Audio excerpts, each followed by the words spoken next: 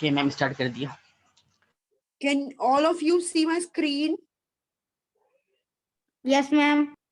पहले तो मैं तुम्हें Yes, इंट्रोडक्शन ma'am. देती हूँ कि एलजेब्रा किसको कहते हैं। एलजेब्रा मैथ्स का वो वाला साइड है, वो वाला फील्ड है, वो वाला एरिया है जिसमें हम क्या करते हैं, हम किसी अननोन क्वांटिटी को एलजेब्रा से रिप्रेजेंट करते हैं, यानी कि इंग्लिश अल्फाबेट से रिप्रेजेंट करते हैं। क्लियर? एलजेब्रा में हम अननोन क्वांटिटीज को, अननोन वेरिएबल्स को किससे रिप्रेजेंट करते हैं? इंग्लिश अल्फाबेट से रिप्रेजेंट करते हैं, यानी A B C D S T U V X Y Z, है ना। हम कोई भी इंग्लिश का लेटर यूज करते हैं और उससे किसे रिप्रेजेंट करते हैं? अननोन क्वांटिटी को रिप्रेजेंट करते हैं। जैसे कि फॉर एग्जांपल, मान लो मुझे नहीं मालूम कि एक पेन की कॉस्ट क्या है और मुझे 5 पेन लेने हैं, तो रेट क्या है, और मुझे एक सेकेंड,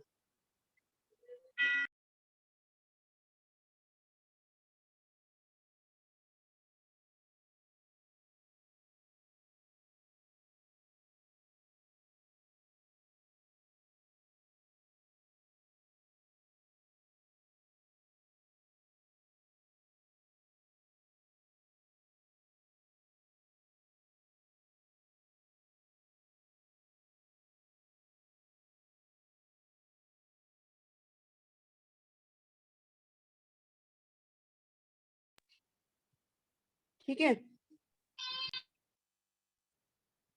तो क्या होता है, अलजेब्रा मैथ्स का वो वाला फील्ड है जिसमें क्या करते हैं, अननोन चीजों को इंग्लिश लेटर से रिप्रेजेंट करते हैं। हम कौन से इंग्लिश लेटर को यूज कर सकते हैं? किसी भी इंग्लिश लेटर को यूज कर सकते हैं, लेकिन हम जनरली एक्स वाई को यूज करते हैं, ठीक है। और हम कब यूज करते हैं? जब हमें वो क्वांटिटी पता नहीं होती। जैसे मैं एग्जांपल के तौर पे आपसे बोल रही थी कि मान लीजिए मुझे पता नहीं है कि पेन की कॉस्ट रेट क्या है, कितने का एक पेन है, और मुझे 5 पेन लेने हैं, तो मैं बोल सकती हूँ कि जितने का भी है उसका 5, मतलब 5 मल्टीप्लाई कर दूंगी, है ना। मान लीजिए 5 रुपए का एक पेन है तो 25 रुपए देने पड़ेंगे, 2 रुपए का एक पेन है तो 10 रुपए देने पड़ेंगे। तो यहाँ पे कितने का पेन है, वो तो एक वेरिएबल चीज हो गई ना। वो कैसी चीज हो गई? वो एक वेरिएबल चीज हो गई, हमें नहीं पता वो कितने हैं, ठीक है। वेरिएबल तो हम उसे एक्स रख सकते हैं, लेकिन हमें क्वांटिटी पता है। यहाँ पर एक चीज फिक्स हो गई ना, क्वांटिटी। हमें 5 पेन लेने हैं तो हमारा कॉस्ट क्या आएगा? 5x हर बार। हम इसे जनरली कैसे लिख सकते हैं कि हमारी कॉस्ट क्या है उस पेन की? 5x। यहाँ पे जो x है उसकी वैल्यू हमको पता ही नहीं है। इसका मतलब ये सबके लिए जनरल हो गई कि अब ये रेट जो है पेन का कितना भी हो, अगर पेन 1 रुपए का होगा तब भी निकल जाएगा कि कितना हमें कॉस्ट देना है। पेन 5 रुपए का होगा तब भी हमें पता चल जाएगा कि कितना देना है। ओके, तो इससे क्या हुआ? जनरलाइज हो गई इक्वेशन। जनरलाइज हो गया ना ये वैल्यू कि 5x देना है हमको, चाहे वो कितने का भी हो। अगर मैं कहती 10 रुपए देने हैं तो यहाँ पे क्या हो जाता? फिक्स हो जाता कि 2 रुपए का पेन है। हाँ, क्या पूछना? इसमें हम अल्फाबेट का यूज किस तरह से करते हैं? अल्फाबेट का यूज हम वहां करते हैं जहां पर हमें वो क्वांटिटी नोन नहीं होती, अननोन होती है, ठीक है। हम सिर्फ अल्फाबेट वही यूज करते हैं। इसीलिए इन इंग्लिश अल्फाबेट्स को अलजेब्रा में वेरिएबल कहते हैं। क्या कहते हैं? वेरिएबल। वेरिएबल का मतलब इंग्लिश में होता है चेंजेबल। एनीथिंग विच चेंजेस, जो चीज बदलती है उसको कहते हैं वेरिएबल। और ये X Y Z A B C ये सब क्या है? ये वेरिएबल्स होते हैं। हमको इनकी वैल्यू नहीं पता होती और ये वैल्यू बदल जाती है। जैसे कि मैंने अभी आपको एग्जांपल दिया कि अगर मुझे पेन लेने मार्केट जाना है, मुझे नहीं पता दुकानदार कितने की देता है, ठीक है। तो मैं क्या कहूंगी दुकानदार से? 5 पेन लेने हैं मुझे। कोई दुकानदार 2 रुपए के दे रहा होगा तब मैंने 10 रुपए देने पड़ेंगे। कोई दुकानदार 5 रुपए का एक पेन दे रहा होगा तब मुझे 25 रुपए देने पड़ेंगे। कोई 10 रुपए का एक पेन दे रहा है तो मुझे 50 रुपए देने पड़ेंगे 5 पेन के लिए। यहाँ पे क्या चीज फिक्स्ड थी? Quantity of pen. यहाँ पे क्या चीज फिक्स्ड थी? Quantity of pen. और क्या चीज फिक्स्ड नहीं थी? रेट। हमें रेट नहीं पता था। अब जो नहीं पता था ना, वही अलजेब्रा है। वही क्या है? अलजेब्रा। वहीं पे हम इंग्लिश लेटर्स को यूज करेंगे रिप्रेजेंट करने के लिए। I hope I am clear about it. सबको समझ में आ रहा है अलजेब्रा क्या होता है और कहाँ इस्तेमाल होता यस मैम। है ना। अलजेब्रा में हम अननोन क्वांटिटीज को रिप्रेजेंट करने के लिए यूज करते हैं। और इसमें क्या करते हैं कि जो चीज नोन नहीं होती उसको हम इंग्लिश लेटर से रिप्रेजेंट करते हैं, और बाद में क्या होता है जब उसकी कोई ना कोई वैल्यू होती है स्पेसिफिक सिचुएशन में, अगर कोई स्पेसिफिक सिचुएशन है तो उसमें स्पेसिफिक वैल्यू होगी उसकी, यानी कि अगर 2 रुपए का पेन है तो 2 रुपए हो गई इसकी value, 2 into 10 which is equals to 2 into 5 which is equal to 10, तो यहाँ x की वैल्यू हो गई 2, तो हर एक सिचुएशन में x की वैल्यू बदलती जाएगी, इसका मतलब x की वैल्यू फिक्स्ड नहीं है, इट कैन बी एनीथिंग।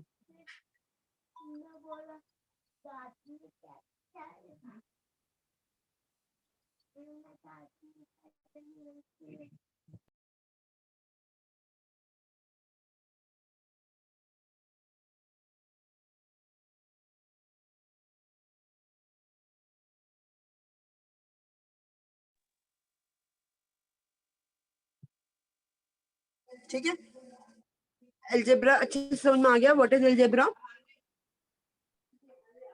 अब इसे Yes, यूज ma'am. करेंगे तो वो क्लियर होता जाएगा, what is algebra once it will be used. ठीक है, अभी हमने क्या करना है, 11.1 में कोई बहुत बड़ी कहानी नहीं है, 11.1 में हमने क्या करना है, पैटर्न बनाने हैं। मेरे ख्याल से सर ने तुम लोगों को कराया था, एग्जाम में भी आया था। Ma'am, algebra? हाँ, No, ma'am. Are you sure? Yes, ma'am. I पक्का? गेस इट वाज नहीं देयर करवाया था इन ma'am. द सिलेबस, करवाया No, था। ma'am. पक्का. No, ma'am. ये वाला नहीं था वो. ये नहीं. ओके, ये नहीं था, चलो ठीक है। यहाँ पे देखो 11.1 में हमने क्या करना है, find the rule which gives the number of the matchstick required to make the following matchstick pattern. Use the variable to write the rule. यहाँ पर 2 माचिस के जरिए हमने क्या बनाया है, टी बनाया है। ठीक है, इंग्लिश लेटर टी बनाया है 2 माचिस के जरिए स्टिक के। ठीक है, तो यहाँ पे हमें एक जनरल रूल देना पड़ेगा किसके लिए, टी बनाने के लिए। तो क्या जनरल रूल दिया जाएगा इसमें, जैसे आपको टी बनाना है तो 2n 2n 2n में n can be anything, it can be 1, it can be 2, it can be anything। अगर 1 हो जाए यानी n मतलब नंबर ऑफ स्टिक्स, अगर 1 है तो हमें 2 स्टिक्स चाहिए होंगी, हमारा टी बनेगा।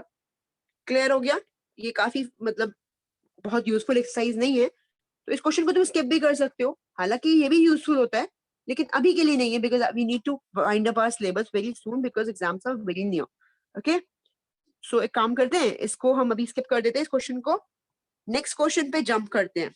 ठीक है, आप चाहो तो बना लेना घर में बैठ के, जैसे मान लो ई है, ई का मुझे जनरल पैटर्न बनाना है, कैसे बनाऊंगी, एक स्टिक है ना, 1 2 3 4 5, तो इसका जनरल फॉर्मूला हो गया 5n, n can be anything, 1 2 3 4, it can be anything.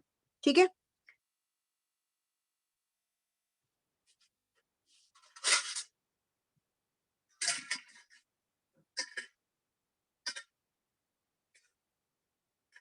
चलो अब हम करेंगे question number 2, that is again cut this question also.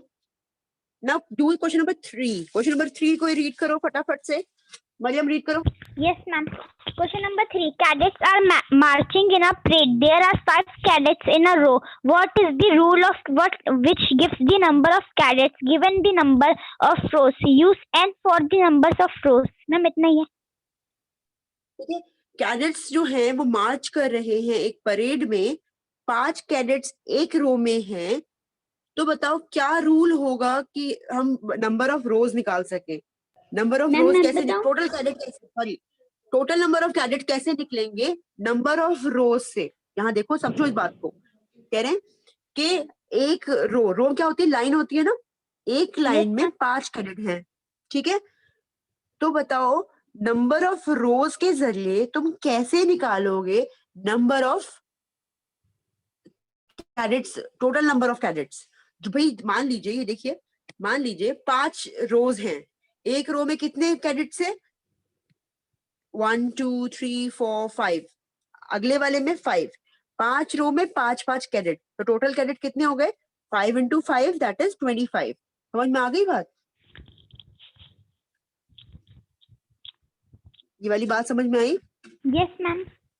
Yes, ma'am. ठीक है, अगर मान लो एक रो में कितने कैडेट हैं वो तो क्लियर है, वो तो गिवन है, लेकिन नंबर ऑफ रोज नहीं दे रखे। अगर मान लो 2 रोज हो सिर्फ और एक रो में कितने कैडेट से 5 दे रखे हैं, तो कितने टोटल कैडेट्स हो जाएंगे, मैम 10 मैम 25। 25 कैसे हो जाएंगे? 2 रोज है और एक में 5 है, तो 2 into 5 दैट इज 10। नहीं समझ में आया? आ मान गया लो मैम आ 3 गया। रोज है, एक रो में 5 कैरेट हैं, तो बताओ 3 रो में कितने होंगे? ऑब्वियसली 15 होंगे ना, 15। है ना? Yes, तो ma'am. इसका मतलब नंबर ऑफ रोज चेंजेबल है। नंबर ऑफ रो कैसा है? चेंजेबल है।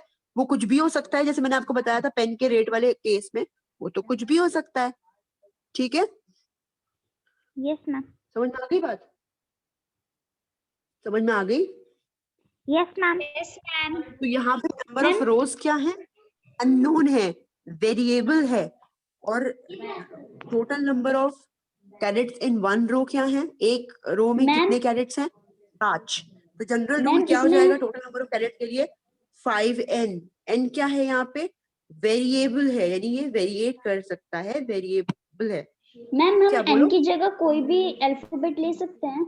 Exactly, you can take A B C D L S, कुछ भी ले सकते हैं, लेकिन जो अच्छा लगे वही लेना। ठीक है, ओके एस मत ले लेना। देखो 5 और एस दोनों एक जैसे दिखते हैं, तो 5s कंफ्यूजिंग हो जाएगा, इट वुड लुक लाइक 55। समझ में आ रही है बात? एकदम ओके फ्री, मैम। कुछ भी चूज कर सकते हो। परेशानी वहां आती है जहां 2 अननोन्स होते हैं, वहां पे आप एक वेरिएबल से 2 अननोन्स को रिप्रेजेंट नहीं कर सकते। इस बात का बहुत ख्याल रखना। लेकिन अभी आपके में वो केसेस इतनी जल्दी नहीं आएंगे, लास्ट के एक्सरसाइज तक आएंगे। We will come to that. ठीक है, now coming to the fourth question, who will read? Anabia read. Ma'am me, Anabia read. if there are 50 mangoes in a box, how will you write the total number of mangoes in terms of the number of boxes? Use B for the यहाँ पे number of क्या boxes. गायब है बच्चों? क्या गायब है यहाँ पे? मैम इसमें रोज गायब है। रोज या फिर बॉक्सेस? Ma'am, boxes. हाँ, इसमें बॉक्स नहीं है। कितने बॉक्स होंगे? एक बॉक्स में 50 मैंगो है, बताओ टोटल मैंगो कितने होंगे? अगर 5 बॉक्सेस हैं तो 250 मैंगोज होंगे। अगर सिर्फ 2 ही बॉक्सेस हैं तो 100 मैंगोज होंगे। अगर सिर्फ एक ही बॉक्स है तो 50 मैंगो होंगे। इसका मतलब नंबर ऑफ मैंगो किस पे डिपेंड करता है? नंबर ऑफ मैंगो डिपेंड करता है नंबर ऑफ बॉक्सेस पे, और नंबर ऑफ बॉक्सेस कैसा है? अननोन है, इट इज नॉट नोन। तो हम इसे क्या लिखेंगे? वेरिएबल। वेरिएबल कौन सा देंगे? कोई सा भी दे सकते हैं। जैसे यहाँ पे बी दे दिया, 50b। ठीक है, total number of mangoes is equal to 50b। Clear है? Yes, ma'am. Okay, now fifth question, the teacher distributes 5 pencils per students. Now the number of students are not known. ठीक है, हमें निकालना है कितनी पेंसिल चाहिए होंगी। बच्चे अगर 2 ही बच्चे हैं तो 10 पेंसिल चाहिए होंगी। अगर 50 बच्चे हैं तो कितनी पेंसिल चाहिए होंगी? 250 पेंसिल चाहिए होंगी। एक बच्चे को 5 पेंसिल देंगी ये निश्चित है, लेकिन बच्चे कितने हैं ये निश्चित नहीं है।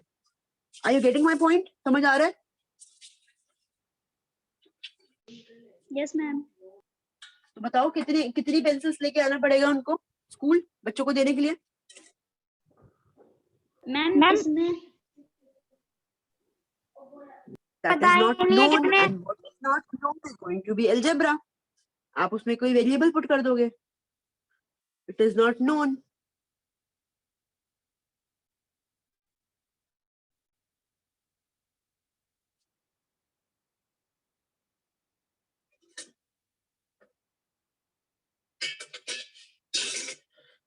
ठीक है, समझ में आ गया ये वाली question? Yes ma'am. Now coming to the sixth question, Zaid, read करो। A bird flies. Zaid is not with us. A bird flies 1 kilometer in 1 minute.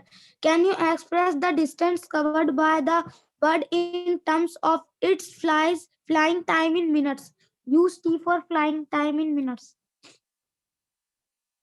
एक चिड़िया 1 किलोमीटर चलती है 1 मिनट में, यानी 1 मिनट का हिसाब तो दे दिया। अब वो कितने मिनट उड़ी ये हमको मालूम नहीं है, Yes, और ma'am. हमको निकालना है उसका अगर मान लो वो 2 मिनट उड़ी तो वो कितने किलोमीटर पहुंच गई? 2 किलोमीटर। अगर वो 3 मिनट उड़ी तो कितने किलोमीटर चल गई? 3 किलोमीटर। अगर वो मिनट उड़ी तो कितने किलोमीटर पहुंच गई? 4 किलोमीटर। 4 kilometre, right. तो इसका मतलब वो कितने मिनट उड़ी इस बात पे निर्भर करता है कि वो कितने किलोमीटर चली, और ये चीज हमको क्वेश्चन में दी नहीं गई, तो हम उसे क्या मान लेंगे? वेरिएबल। क्या मान लेंगे उसको? वेरिएबल। वेरिएबल। वेरिएबल। उसको कोई मैम वैल्यू, इसमें सिर्फ टी क्यों लिखा है, 1 टी क्यों नहीं लिखा? 1 टी क्यों लिखेंगे? 1 तो एक के लिए था ना, एक के लिए 1 मिनट था, 2 के लिए 2 मिनट हो जाएंगे, 2 किलोमीटर हो जाएंगे, 1 किलोमीटर के लिए 1 मिनट था ना, तो आप 1 क्यों लिखेंगे? 1 दिखाया नहीं इन्होंने। एक तो कह रहे distance covered in T minute, एक मिनट में कितना डिस्टेंस कवर करती है? 1 किलोमीटर। 2 में कितना करेगी? 2 किलोमीटर। तो distance cover in 1 kilometre is 1 minute is 1 kilometre. Distance covered in the flying time, और फ्लाइंग टाइम तो हमको पता ही नहीं है, तो हमने फ्लाइंग टाइम क्या ले लिया? हमने फ्लाइंग टाइम ले लिया टी। तो जो एक, जैसे हमने किया था ना रेट में कि एक पेन का पैसा 5 रुपए है, तो हम क्या करते थे? 5 इंटू n, ऐसे ही कर रहे थे। यहाँ भी यही किया है। 1 लिखने की जरूरत नहीं होती है नाबिया। अगर हम ऐसे लिखें या सिर्फ ऐसे लिखें तो दोनों का मीनिंग सेम ही होता है। ओके ठीक है, आप लिख भी सकते हो, नहीं भी लिख सकते। ठीक है, यहाँ पे Radha is drawing a dot rangoli view, ठीक है, with a chalk. Radha dot बना के रंगोली बना रही है चौक से। उसने 9 डॉट्स बनाई एक रो में, तो बताओ आर रो, अगर उसने आर रो बनाई, कितनी रोज बनाई? आर रोज बनाई, तो Yes. उसने कितनी डॉट लगाई? और मतलब उसमें अगर आर रोज बनाई, उसने एक रो में कितनी लगाई? 9 डॉट्स लगाई। तो आर रो में कितनी लगाएगी? 9 आर लगाएगी। यस या नो? Yes, ma'am. और अगर इसी आर की वैल्यू उन्होंने दे दी कि 8 रो है, तो ये क्या हो जाएगा? 8 इंटू 9 = 72। Yes, ma'am. क्लियर है सब लोगों को ये वाली क्वेश्चन? मैम फिर इसका आंसर मैम 72 आएगा? 2 आंसर आएंगे इसके। पहले आपको जनरल बोलने को बोला है। जनरल में क्या आएगा? 9 आर आएगा। फिर उन्होंने आर की वैल्यू दे दी, यानी कि नंबर ऑफ रोज बता दी। पहले नंबर ऑफ रोज नहीं बताई, बाद में बता दी। पहले बोला कि अगर नंबर ऑफ रोज आर है, बाद में बोला कि चलो मान लो नंबर ऑफ रोज 8 है, तब कितना होगा? तो 72। अगर क्वेश्चन को और बढ़ा दें तो अगर मान लो नंबर ऑफ रोज 6 है, तो क्या होगा बच्चों?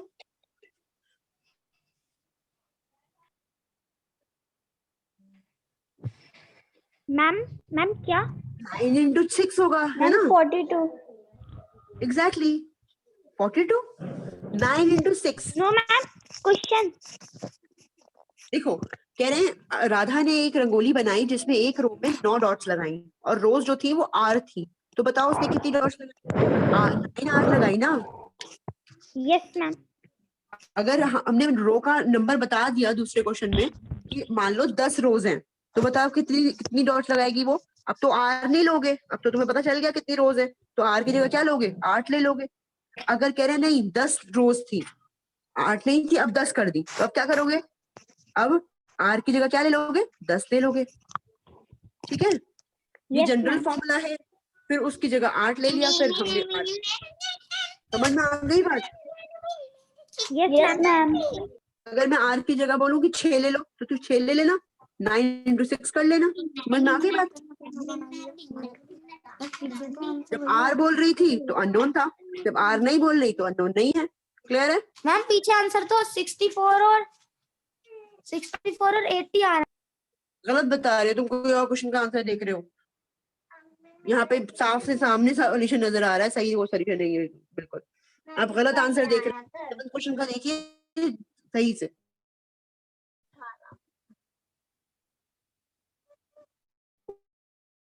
सिस्टर लीला राधा की छोटी बहन है। लीला 4 साल छोटी है राधा से। बताओ लीला की एज क्या होगी राधा के मुकाबले? अब देखो किसकी एज गायब है, ये मालूम करो पहले।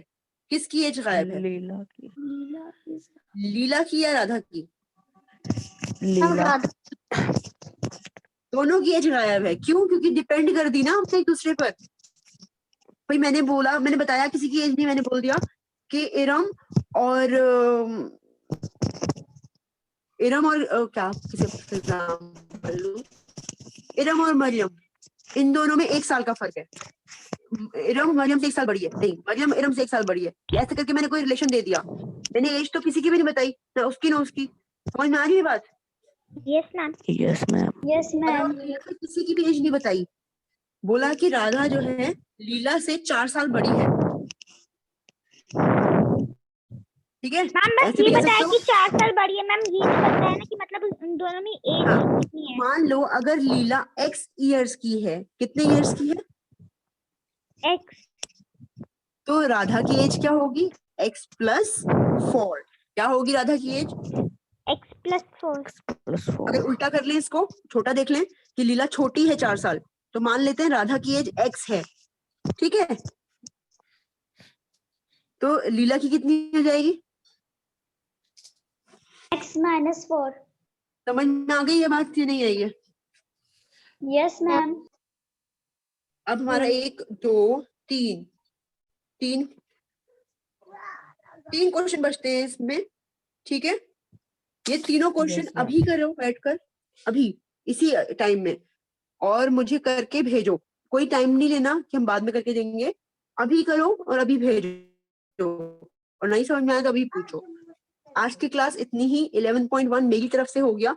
3 क्वेश्चन आपके लिए छोड़े हैं, कीजिए उसको, नहीं समझ में आएगा तो मुझसे पूछिए, लेकिन करना जरूरी है, ठीक है? This is ma'am all for today. 11 ma'am 11 question में ये मैथ स्टिक से बनाना है, ये भी करना होगा। हाँ, मैथ स्टिक वाला भी करना है, करना कुछ नहीं है, नंबर ऑफ मैथ स्टिक ले लेनी है उतनी ही जितने वो Okay, n ma'am. बोल रहे हैं, ठीक है? Okay ma'am. उसमें ना अगर आप n1 ले रहे हो तो उतनी मैथ स्टिक 1 लेना मैथ स्टिक, अगर 2 ले रहे हो तो 2 लेना। मान लो तुम्हें उन्होंने जनरल फॉर्मूला दिया 5n, तो यानी तुम्हें 5 मैथ स्टिक लेनी है जब तुम्हें n = 1 लो।